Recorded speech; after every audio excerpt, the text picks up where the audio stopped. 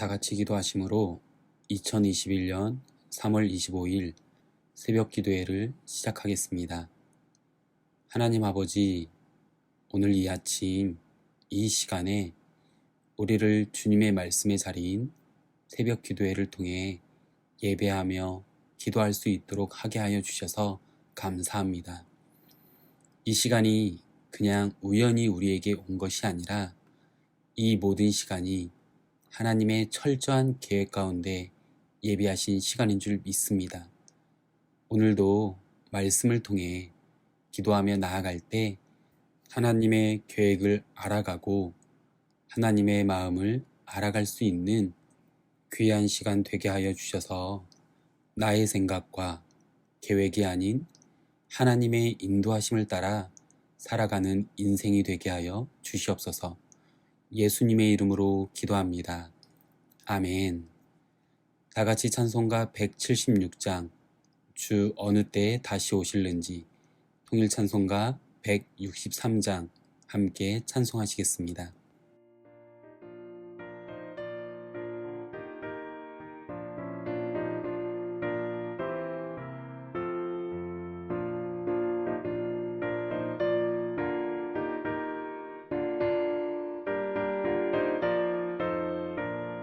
주 어느 때 다시 오실는지 아는 이가 없으니 등 밝히고 너는 깨어있어 주를 반겨 맞으라. 주 안에서 우리 몸과 몸이 깨끗하게 되어서 주 예수님 다시 오실 때에 모두 기쁨으로 맞으라. 주 오늘에 다시 오신다면 부끄러움 없을까? 살아였다 주님 칭찬하면 우리 맞아 주실까? 주 안에서 우리 몸과 몸이 깨끗하게 되어서 주 예수님 다시 오실 때에 모두 기쁨으로 맞으라.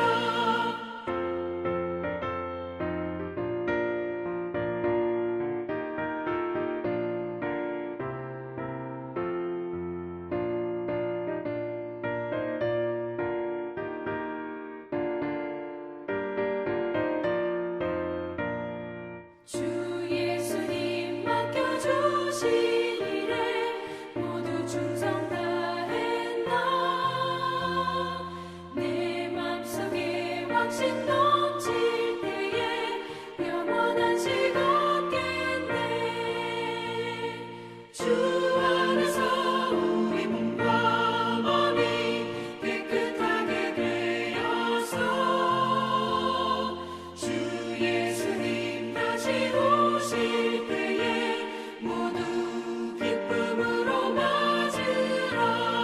주 예수님 언제 오실는지 밤밤에나 낮에나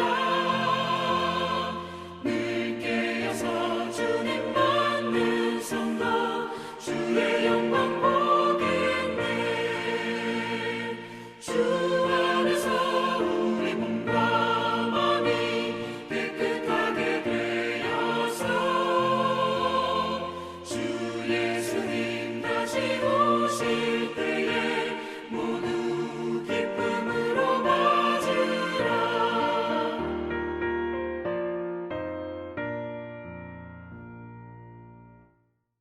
이 시간 하나님께서 우리에게 주시는 말씀은 누가복음 21장 29절에서 38절까지의 말씀입니다. 이에 비유로 이르시되 무화과 나무와 모든 나무를 보라. 싹이 나면 너희가 보고 여름이 가까운 줄을 자연히 아나니 이와 같이 너희가 이런 일이 일어나는 것을 보거든 하나님의 나라가 가까이 온 줄을 알라. 내가 진실로 너에게 말하노니 이 세대가 지나가기 전에 모든 일이 다 이루어지리라. 천지는 없어지겠으나 내 말은 없어지지 아니하리라. 너희는 스스로 조심하라. 그렇지 않으면 방탕함과 술 취함과 생활의 염려로 마음이 둔하여지고 뜻밖의 그날이 덫과 같이 너희에게 임하리라. 이날은 온 지구상에 거하는 모든 사람에게 임하리라. 이러므로 너희는 장차 올 이 모든 일을 능히 피하고 인자 앞에 서도록 항상 기도하며 깨어있으라 하시니라. 예수께서 낮에는 성전에서 가르치시고 밤에는 나가 감람원이라 하는 산에서 쉬시니 모든 백성이 그 말씀을 들으려고 이른 아침에 성전에 나아가더라. 아멘. 어느덧 봄이 성큼 다가온 것 같습니다.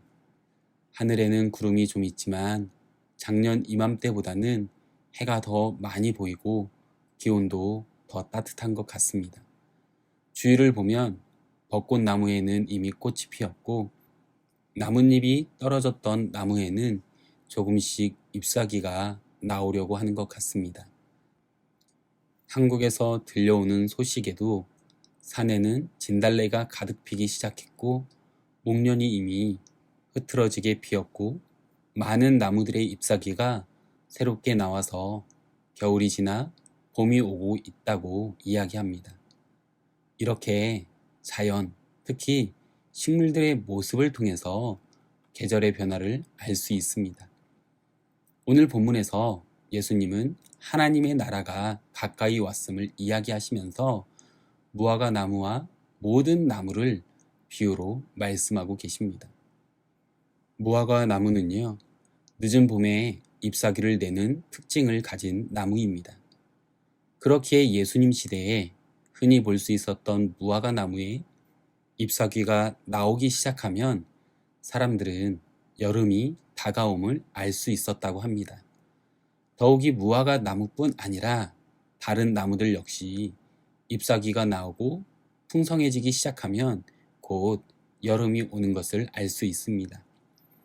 이와 같은 시기의 징조는 하나님의 나라가 가까이 온 것을 헤아리게 되는 잣대가 될 것이라고 예수님께서 말씀하십니다.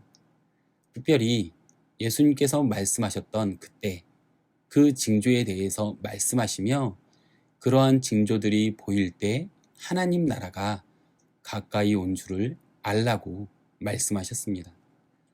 우리는 곁에 있는 자연의 변화를 보며 계절을 분별하듯이 종말의 시기를 정확히 알 수는 없지만 우리 주위에서 일어나고 있는 여러 정황들을 통해 그때를 분별할 수 있다라고 예수님께서 말씀하셨습니다.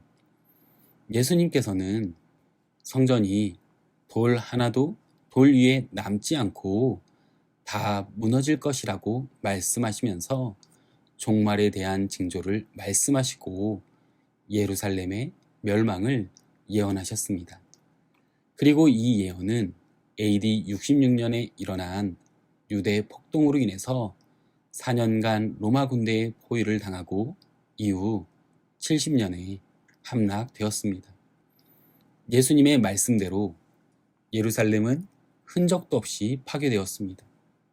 자연의 변화를 보며 계절을 분별하듯이 나무에서 싹이 나면 여름이 올 것을 알 수 있듯이 예루살렘의 멸망을 보았기에 이제는 인류의 종말이 올 것이라는 것입니다. 종말은 무엇입니까? 한 사람에게 있어서 죽음으로 개인적인 종말을 이야기할 수 있습니다. 또 다른 종말은요, 예수님께서 이 땅 가운데 다시 오심, 즉 재림하심으로 인해서 모든 인류가 맞이하는 심판으로 우주적인 종말이라고 말할 수 있습니다. 이 종말은 누구에게는 있고 누구에게는 없는 것이 아닙니다. 모든 사람에게는 종말을 맞이할 수밖에 없는 것이죠. 그래서 예수님께서는 하나님 나라가 임하는 징조를 통해서 준비하라고, 그 종말을 준비하라고 제자들에게 말씀하십니다. 더 나아가 지금을 살아가는 우리에게도 말씀하고 계시는 것이죠. 그렇다면 종말의 때 마지막 날을 준비하기 위해서 우리가 가져야 할 자세는 무엇입니까? 첫 번째, 마음이 둔해지는 것을 조심해야 합니다. 본문 34절 말씀입니다. 너희는 스스로 조심하라. 그렇지 않으면 방탕함과 술 취함과 생활의 염려로 마음이 둔하여지고 뜻밖의 그날이 덫과 같이 너희에게 임하리라. 마음이 둔하여지고 라고 말씀하는데 여기에서 둔하여진다라는 말씀은 무슨 뜻일까요? 둔하다라는 말은 깨침이 늦다 혹은 감각이나 느낌이 예리하지 못하다라는 의미로서 어리석고 미련하다는 뜻으로 이해할 수 있는데요.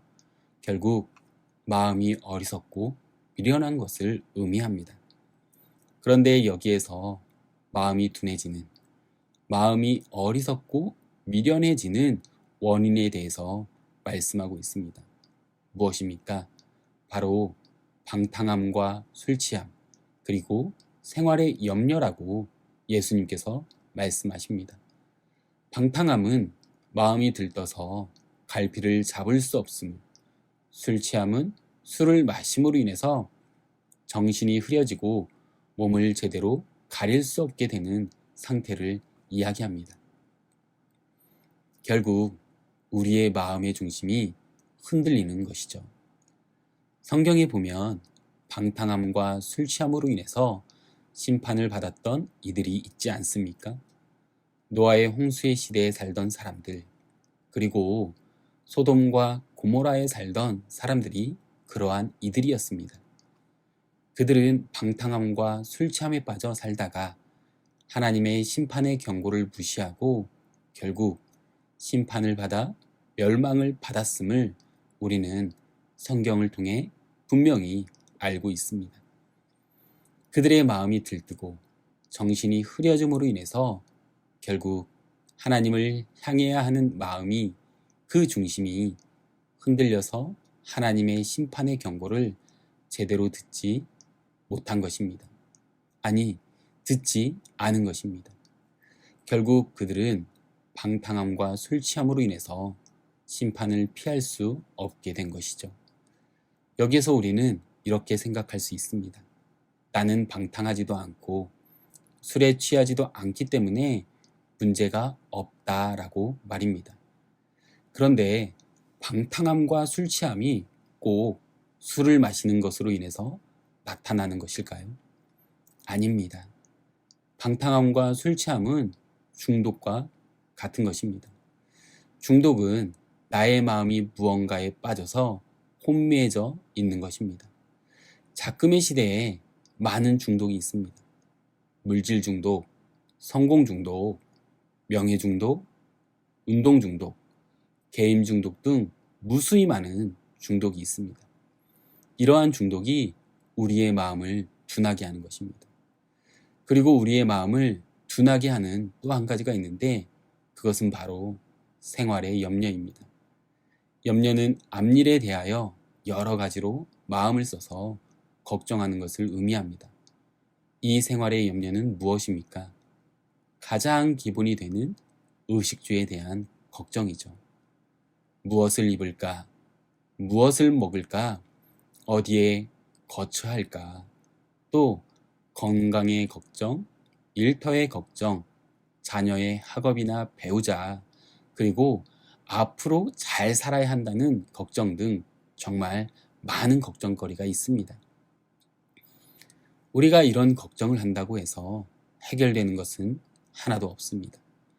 전혀 걱정 없이 살 수는 없겠지만 염려로 인한 걱정만 하는 인생은 우리에게 덫이 될 수 있다라고 말씀하십니다.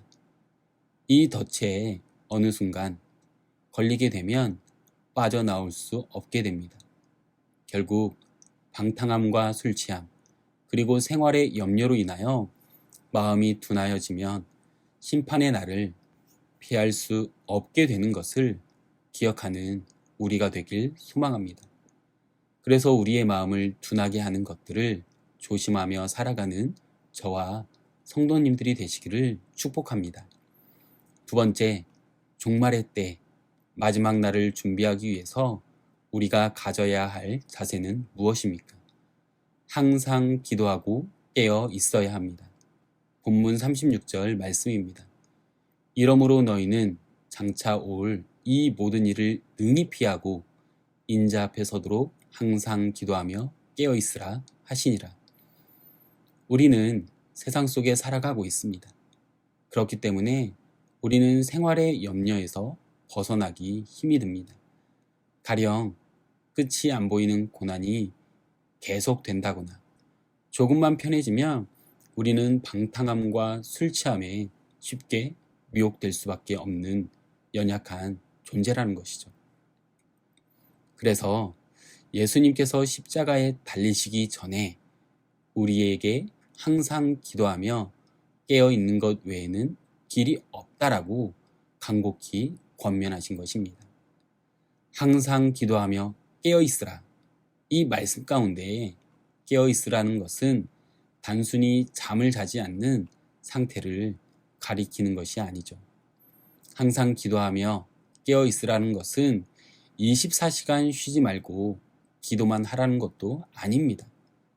항상 기도하며 깨어 있으라는 것은 하나님과의 연결고리를 놓치지 말라는 것입니다. 이것은 어머니 뱃속에 있는 태아가 탯줄로 연결되어 있는 것처럼, 또는 갓난아기가 엄마의 젖을 사모함으로 항상 늘 엄마와 함께 있는 것처럼 우리가 기도로 하나님과 연결되고 함께 해야 하는 것입니다. 하나님과 연결되어짐으로 함께 한다면 기도가 가장 기본이 됩니다. 기도는요, 하나님과의 대화입니다. 그렇기에 기도는 우리 그리스도인이 하나님과 대화하는 수단이고 통로가 되는 것입니다. 하나님의 뜻을 구할 때 혹은 우리가 하나님을 향한 사랑의 표현을 할 수 있는 것이 바로 기도인 것입니다. 어린아이를 생각해 보십시오. 끊임없이 부모에게 이야기하지 않습니까? 부모의 뜻을 알고자 할 때 또 자신의 사랑을 표현하고자 계속해서 이야기를 합니다. 연인들도 마찬가지죠. 끊임없이 대화를 통해서 상대방의 마음을 알고자 합니다. 그리고 사랑을 표현합니다. 그래서 우리는 늘 하나님과의 교제의 연결고리를 놓치지 않기 위해서 항상 기도하고 깨어 있어야 하는 것입니다. 예수님께서 말씀하셨던 예루살렘의 멸망, 그리고 또 다른 예언은 모두 한치의 오차도 없이 그대로 이루어지는 가운데 마지막 종말인 심판의 때에 세상과 우리는 심판을 받고 없어질지라도 말씀만은 결코 없어지지 않습니다.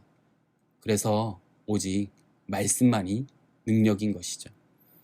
그러므로 우리는 예기치 않은 사건을 만나거나 또 어떤 징조가 보일 때 먼저 말씀 앞에서 하나님께 항상 기도하며 깨어 있어야 합니다.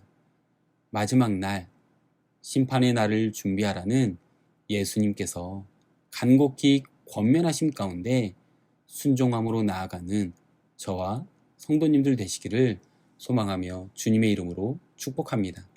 기도하겠습니다.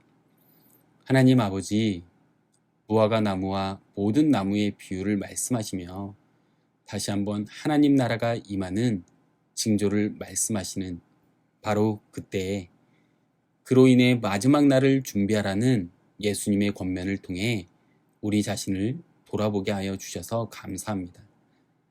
가장 먼저 내 마음이 둔해지는 것을 조심하는 인생이 되길 소망합니다.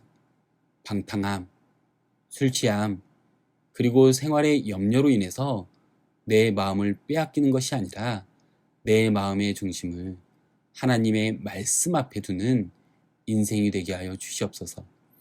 그리고 하나님과의 교제, 예수님과의 교제, 성령님과의 교제를 위해서 항상 기도하고 깨어있기를 소망합니다.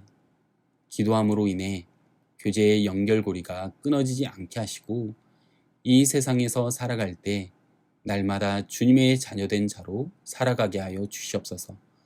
이 모든 말씀 예수님의 이름으로 기도합니다. 아멘. 오늘 이 시간 우리 함께 기도하실 때 기도하기 원하는 기도 제목을 나눕니다. 말씀을 기억하시며 내 마음이 둔해지는 것들, 방탕함과 술 취함과 같은 중독과 생활의 염려로 인해서 마음이 둔해지지 않는 삶 살아갈 수 있도록 하나님과의 교제를 위해서 말씀 가운데 늘 기도하고 깨어있는 인생이 되어질 수 있도록 기도하겠습니다.